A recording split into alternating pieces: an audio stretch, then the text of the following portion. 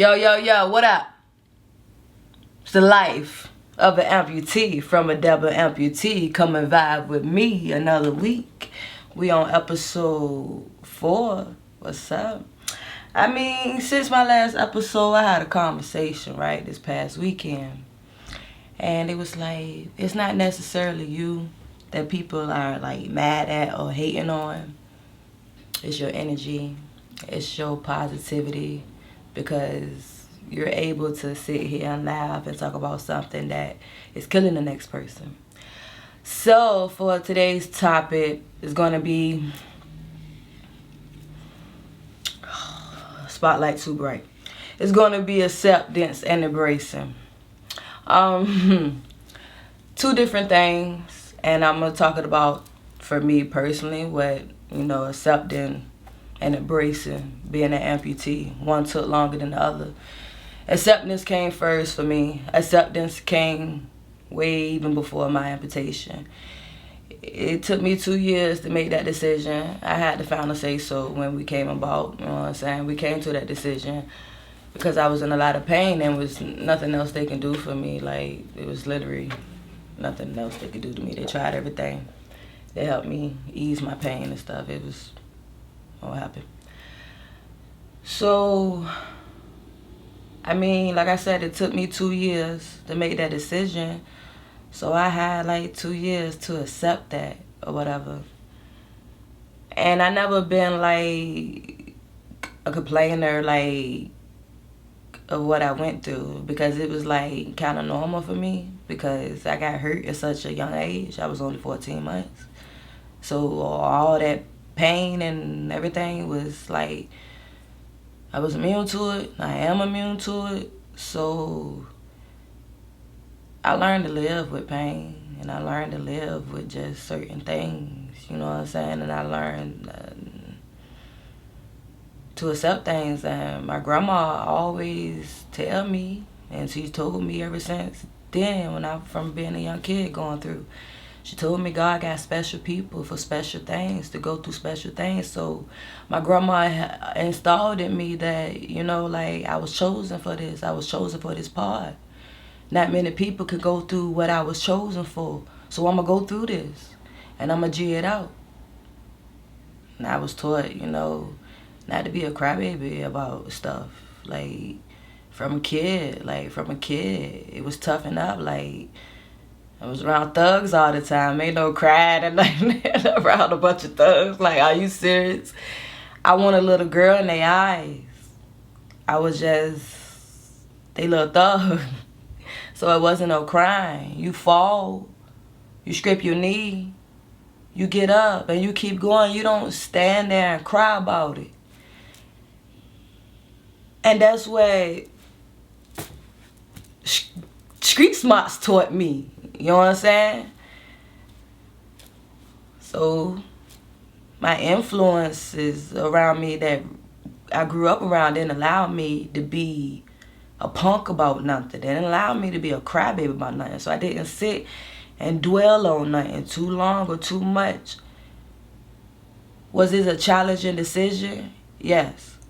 But I also had the wisdom of understanding at 9 and 10 years old that getting my legs amputation could help ease my pain at the same time. So for me, losing my legs, my amputation was not a sad, miserable time for me. It was like one of the most happiest times of my life. When I was in rehab, I could remember hearing myself truly loud for the very first time. I wasn't a happy child. I didn't have no happy childhood. So here I am at 12 years old for the first time in my life laughing. I can tell you when I was in college in Florida, I was 20 years old. That's when I smiled, like really, truly a real smile for the first time. Getting my legs amputated gave me a second chance at life. It wasn't nothing for me to be sad about. Acceptance came to me kind of more easier than some people, I would say. Now embracing it, two different type of things. Embracing it took a while. It took a long time. It took years for me to embrace that I'm an amputee. For about, the first, I want to say, I don't know, and up until 2015. It took me to go through some stuff to embrace being an amputee. I used to hide it. I used to hide it. I didn't tell people that I was an amputee. I didn't let nobody know. I always wore pants. I hid it because I didn't want to be treated less than who I am as a spirit. You know what I'm saying? I didn't want to be looked at differently or any kind of way, so I hid it. Now, it took me to go to jail to be able to start learning how to embrace that. Because when you in jail, it's not no hiding, nothing. You sleeping, taking a shower, using the bathroom with everybody. It's a community here, you know. Everybody's in your business. Everybody sees you. They people watching me. Take my prosthetics off and putting it back on. And then after that, I went through being homeless. So I even experienced going to shelters. But everywhere I went, I was there for a purpose, a beautiful reason, a change in perspectiveness. Like, everywhere I went, jail and the shelter, God was able to get the most glory out of those situations. And in those situations, I was able to see how beautiful being an amputee was. Because God truly walks with me in my prosthetics. Somebody told me once that God took my legs to give me wings. And in those situations, I was able to see that. Truly. I didn't have to open my mouth or nothing. And God was able to touch those hearts and minds of those individuals just from seeing me, just from watching me put on my prosthetic, just from watching the difference of me just living my daily life, or how different it is between them. You know what I'm saying? Like, they could just get up and go. I gotta get up and put legs on. And just watching that, they like, yo, wow. Wow, you know what I'm saying? Like, when I was in jail, I'll never forget it. This one lady, she said, society will label you crippled. She said, but when I look at you, I realize that I'm the one crippled because I'm in here for doing dumb stuff. She said, I'm the one crippled because I'm crippled in my mind. And she said, looking at you, I see that's the worst cripple that you can be. She said, because nothing wrong with your mental. And you know, and so going to those places, I was able to embrace who I was chosen to be.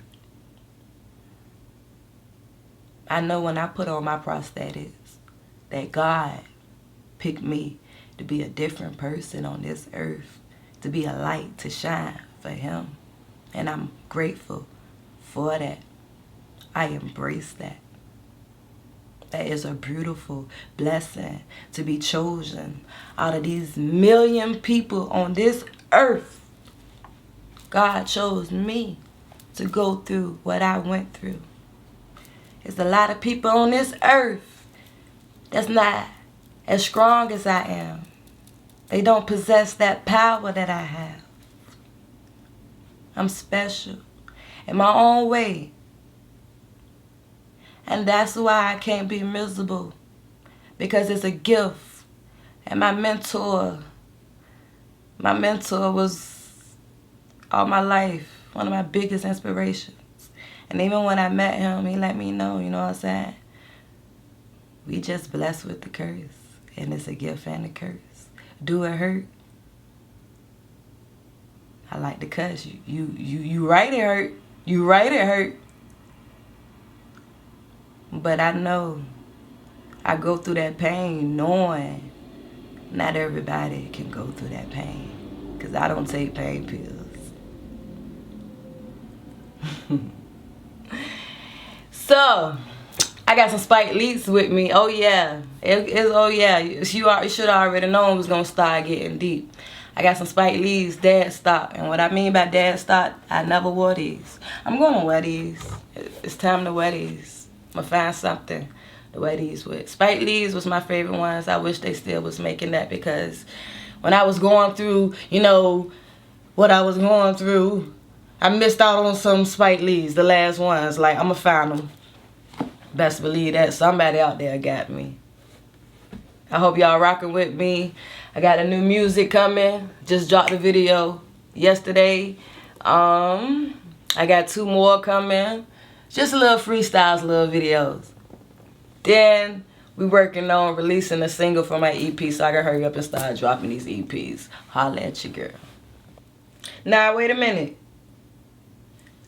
Shout out to all the rosters. If it's any rosters rocking with me, shout out to all the rosters. Today is my daddy's birthday. My roster king. And I look just like him. So shout out to all. Ja!